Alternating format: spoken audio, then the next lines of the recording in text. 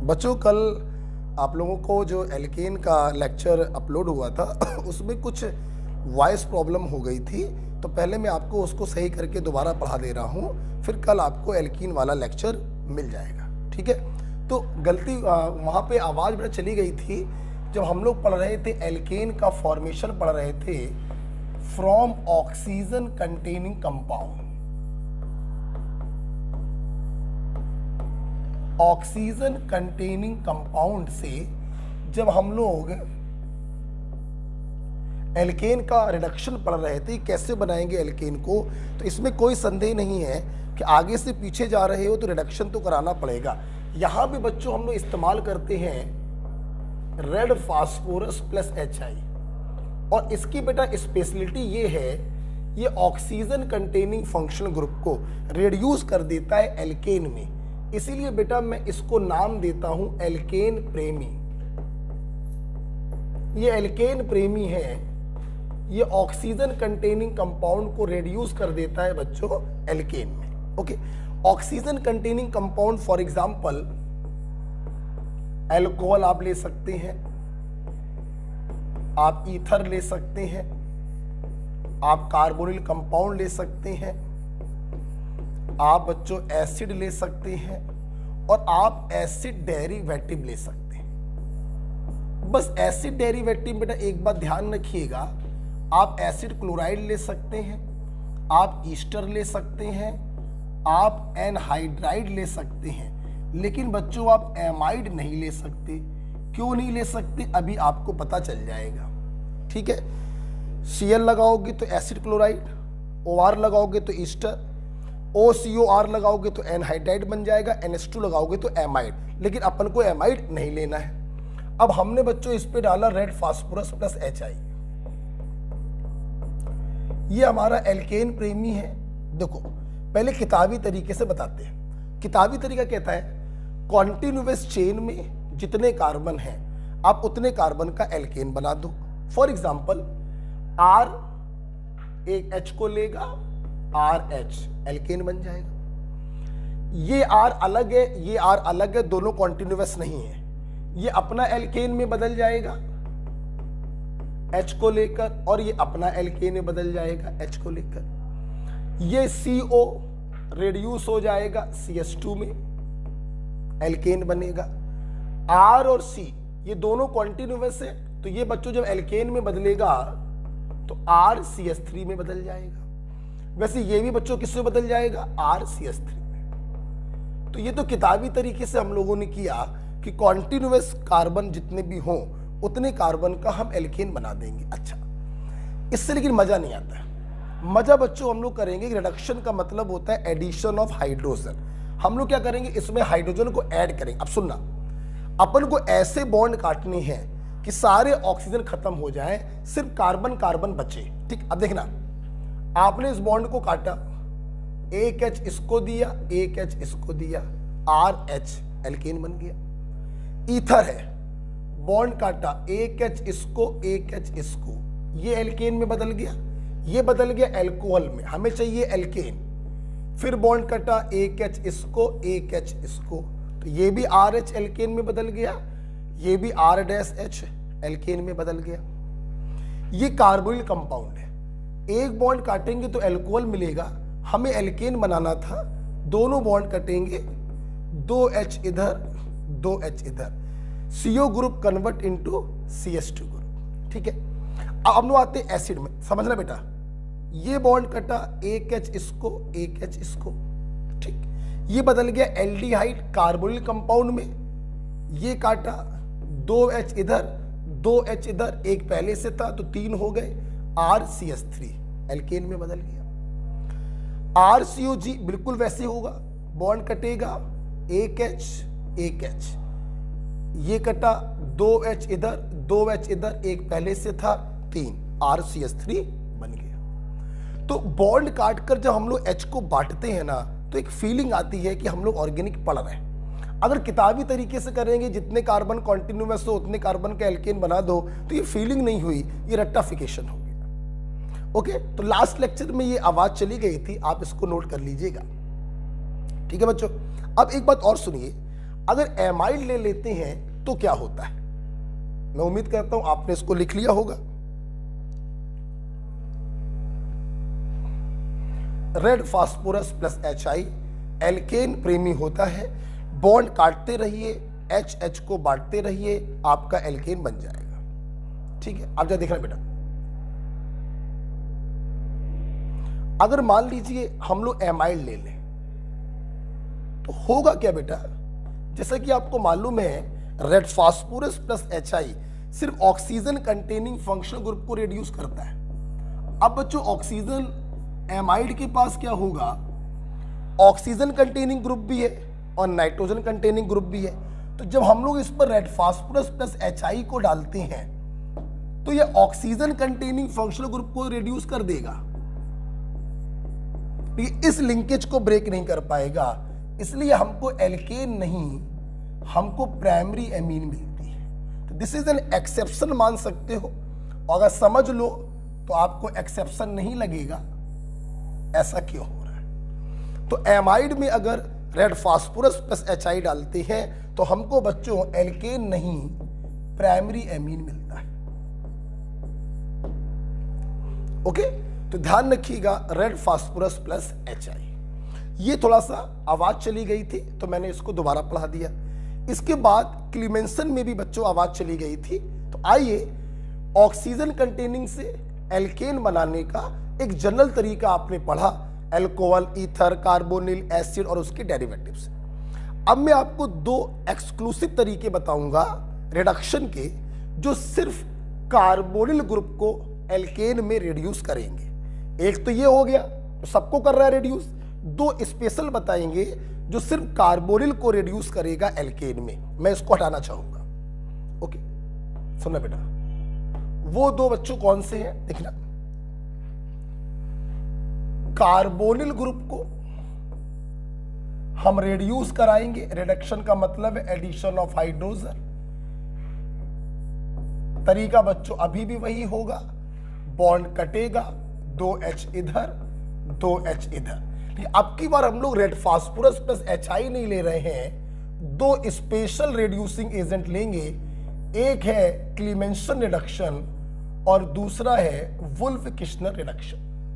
क्लीमेंसन में हम लोग इस्तेमाल करते हैं अमलगेटेड जिंक प्लस कंसंट्रेटेड HCl और वुल्फ किश्नर में इस्तेमाल करते हैं hydrazine followed by sodium alkoxide. Okay, तो हम ऐसे याद करवाएंगे कि अमलगेटेड जिंक ने कंसंट्रेटेड HCl पे क्लेम किया, तो क्लेम से बन जाएगा क्लीमेंसन। तो अगर क्लीमेंसन का रिड्यूसिंग एजेंट ये है तो वुल्फ किश्नर का क्या होगा? Hydrazine followed by sodium alkoxide. ये दोनों जो रिड्यूसिंग एजेंट है ये स्पेशली कार्बोनिल ग्रुप को रिड्यूस करते हैं बेटा। No effect on other functional group,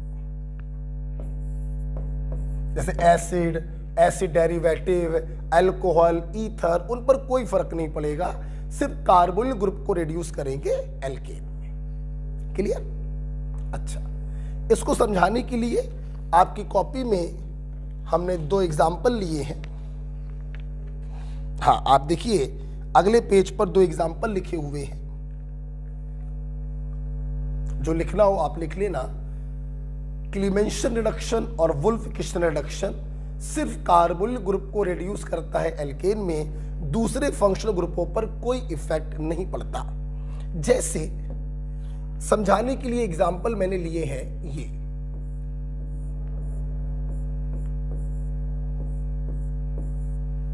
ऐसे बना के दे दिया और मैंने एक बार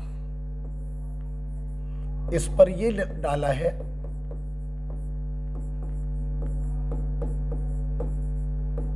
और एक बार मैंने इस पर ये डाला है। तो ऊपर वाला तो बेटा वुल्फ किश्नर हो गया और नीचे वाला एल्केन प्रेमी हो गया। वुल्फ किश्नर सिर्फ कार्बोनिल ग्रुप को रिड्यूस करेगा एल्केन में, अल्कोहल पे कोई फर्क नहीं पड़ेगा। तो ये देखो कार्बोनिल ग्रुप एल्केन में रिड्यूस हो गया, लेकिन अल्कोहल पे कोई फर्क नहीं पड़ा। अगर रेड फास्फोरस प्लस HI लोगे, ये एल्केन प्रेमी है, सारे ऑक्सीजन कंटेनिंग को एल्केन में रिड्यूस करता है, तो कार्बोनिल को भी करेगा और इसको भी करेगा। तो इस प्रकार से एल्केन का फॉर्मेशन होगा। ठीक है बेटा। तो बॉन्ड को काटकर जब हम लोग H को बांटते हैं ना, तो एक फीलिंग आती है कि हम लोग ऑर्गेनिक पढ़ रहे हैं। अगर डायरेक्ट पढ़ने का तरीका होगा तो बायो के तरीके रेक्टिफिकेशन हो जाता है, तो वैसे नहीं पढ़ना है। इसको समझाने के लिए मैंने एक एग्जांपल और भी लिया हुआ है। यस, ये वाला क्वेश्चन देखिए।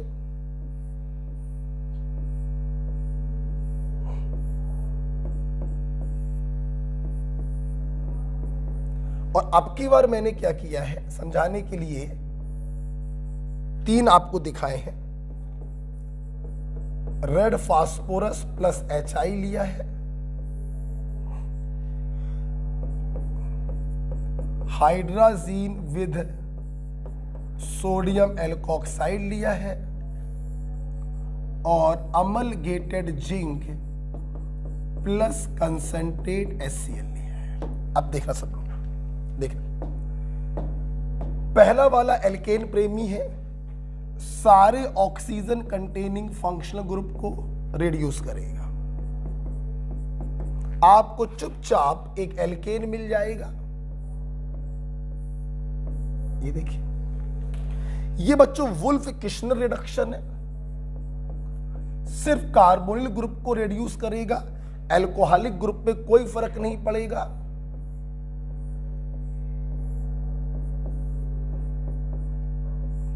आपको ये मिलेगा। अब हम लोग बच्चों आए क्लीमेंसन रिडक्शन पर। क्लीमेंसन भी वुल्फ किश्नर के तरीके, क्लीमेंसन भी वुल्फ किश्नर के तरीके सिर्फ कार्बोनिल को रिड्यूस करेगा, अल्कोहल पे कोई फर्क नहीं डालेगा।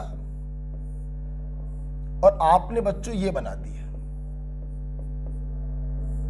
अब सुनना, यही यहां पर एक स्पेशल क्वेश्चन है, सुनना बेटा। आपने पहले वाले में जो बनाया बिल्कुल सही है, दूसरे में जो बनाया बिल्कुल सही है, लेकिन तीसरे में अगर यहां पे आपने मामला स्टॉप कर दिया तो ये थोड़ा सा बेटा गलत हो गया।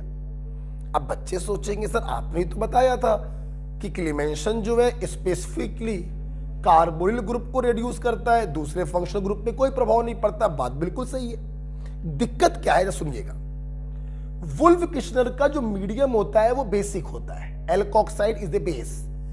क्लीमेंसन का जो मीडियम होता है वो एसिडिक होता है, और आपको मालूम है एसिडिक मीडियम को देखकर OH जो होता है ये भड़बड़ाने लगता है। यस, अगर किसी कार्बोनिल ग्रुप को क्लीमेंसन से रिड्यूस कर रहे हैं और उसमें कहीं पर OH लगा है, तो ध्यान रखना बच्चों, आपको ये प्रोडक्ट नहीं मिलेगा, बल्कि ये HCl क्या करेगा, OH को हटाकर वहां पे Cl लगा देगा, न्यूक्लियोफिलिक सब्स्टिट्यूशन हो जाएगा और आपको मेजर प्रोडक्ट ये मिलेगा। इसलिए क्लीमेंसन में आप इसको आंसर नहीं मारेंगे, आप इसको आंसर मारेंगे। OH को हटाकर Cl को लगाने का सबसे बढ़िया तरीका होता है हेलोजन एसिड डाल दीजिए। HCl डालेंगे, OH हट के Cl आ जाएगा। HBr होता तो OH हट के Br आ जाता, HI होता तो OH हट के बच्चों I आ जाता। क्योंकि क्लीमेंसन में HCl होता है इसलिए OH हटकर Cl आ जाएगा। मैं फिर से बोलना चाहता हूं, क्लीमेंसन को OH में इंटरेस्ट कोई नहीं है, वो इसको रिड्यूस नहीं करना चाहता है, लेकिन ये OH का दुर्भाग्य है कि वो एसिड को देख के भड़बड़ाने लगता है, तो OH हटेगा और Cl बच्चों आ जाएगा। ओके, तो ये मेरा थोड़ा सा पॉइंट गड़बड़ हो गया था, तो मैंने इसको भी सही कर दिया। फिर सारा वीडियो फिर आगे बच्चों सही था, एरोमेटाइजेशन तक आप लोगों ने देख लिया था। हाँ, इसके बाद एक हेडिंग लिखी हुई थी पायरोलिसिस, वो थोड़ी सी गड़बड़ हो गई थी, तो मैं वो भी आपको बता देना चाहता हूं। हटा दे, देखिए पायरोलिसिस,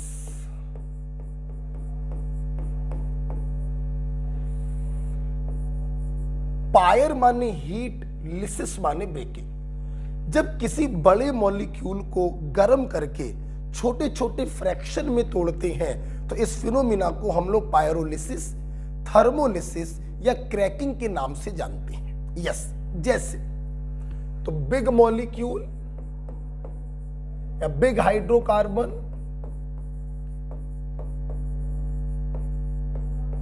टू स्मॉलर या small fraction, this is called pyrolysis.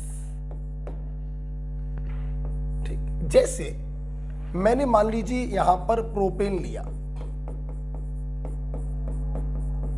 और मैंने इसको गर्म करके तोड़ना चाहा, तो बेटा एक बात ध्यान रखना, जब पायरोलिसिस होती है तो CH बॉन्ड की ब्रेकिंग भी होती है और CC बॉन्ड की ब्रेकिंग भी होती है।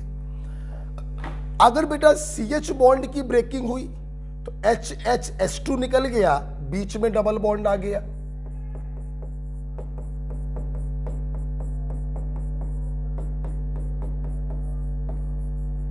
और अगर बेटा CC बॉन्ड का ब्रेकिंग हुआ तो कार्बन कंटेनिंग स्मॉल फ्रैक्शंस आपको मिल जाएंगे, एथिलीन प्लस मीथेन।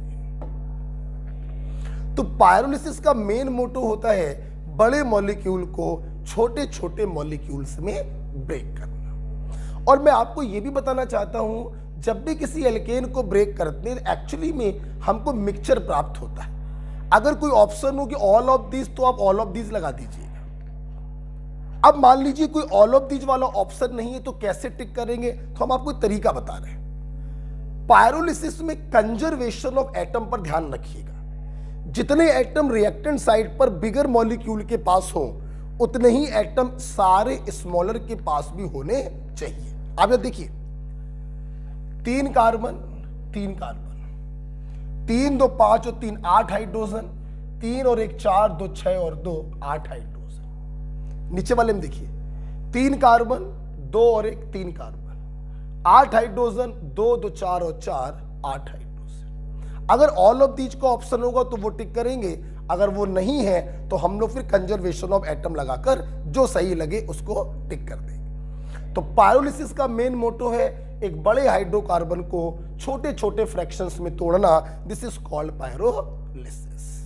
ठीक, अच्छा, लास्ट में एक पट्टी लिखी हुई है बेटा कि अबव 3 रिएक्शन, इसके नीचे एक पट्टी लिखी हुई है आपकी बुकलेट में, अबव 3 रिएक्शन। इसका मतलब है सबसे लास्ट में आपने पढ़ा है पायरोलिसिस, उसके पहले आपने पढ़ा था एरोमेटाइजेशन और उसके पहले आपने पढ़ा था आइसोमेराइजेशन।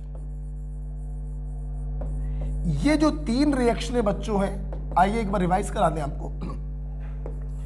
पायरोलिसिस, बड़े हाइड्रोकार्बन को छोटे में तोड़ना। एरोमेटाइजेशन, एलिफेटिक हाइड्रोकार्बन को एरोमेटिक हाइड्रोकार्बन में बदलना। आइसोमेराइजेशन, यहां पे एक एल्केन अपने दूसरे एल्केन आइसोमर में बदलता है, ब्रांचिंग हमेशा बढ़ती है। AlCl3 प्लस कंसंट्रेटेड HCl का इस्तेमाल करते हैं। बच्चों ये 3 रिएक्शन होती हैं, इनका हम यूज करते हैं to increase fuel efficiency.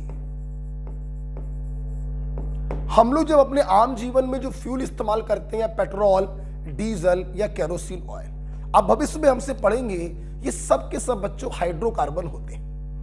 In fuel की एफिशिएंसी बढ़ाने के लिए हम इन 3 रिएक्शनों का इस्तेमाल करते हैं, पायरोलिसिस, एरोमेटाइजेशन और आइसोमेराइजेशन का। ठीक है, ये थोड़ा सा पॉइंट छूट गया था, छूट नहीं गया था, आवाज चली गई थी, पता नहीं कैसे, तो मैंने दोबारा आपको पढ़ाया। अच्छा, इसके बाद मैंने एक क्वेश्चन भी कराया था, वो भी क्वेश्चन भी गड़बड़ हो गया था, और वो क्वेश्चन बच्चों एनसीईआरटी का क्वेश्चन है। एनसीईआरटी में क्वेश्चन लिखा है, राइट IUPAC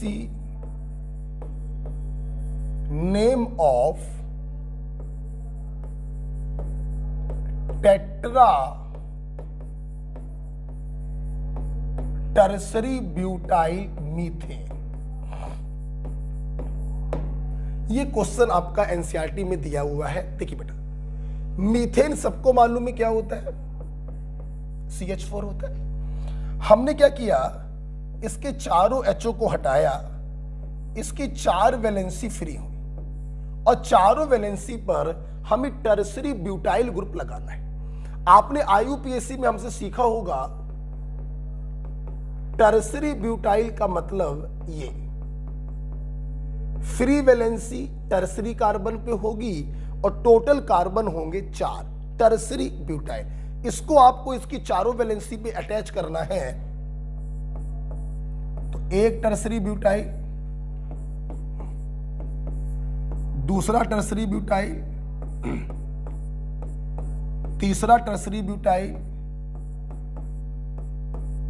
और चौथा टर्सरी ब्यूटाइल। ये देखो आपने बना लिया। अब हमें इसका IUPAC नाम करना है। कोई भी फंक्शनल ग्रुप तो है नहीं, सिर्फ आपको लंबी से लंबी चेन छाटनी है। 1 2 3 4 5, 1 2 3 4 5, 1 2 3 4 5, 1 2 3 4 5। कोई भी चेन आप छाट के देख लीजिए, आपको 5 कार्बन की चेन दिखाई पड़ेगी। जो कार्बन छूट गए वो सब्स्टिट्यूएंट बन गए।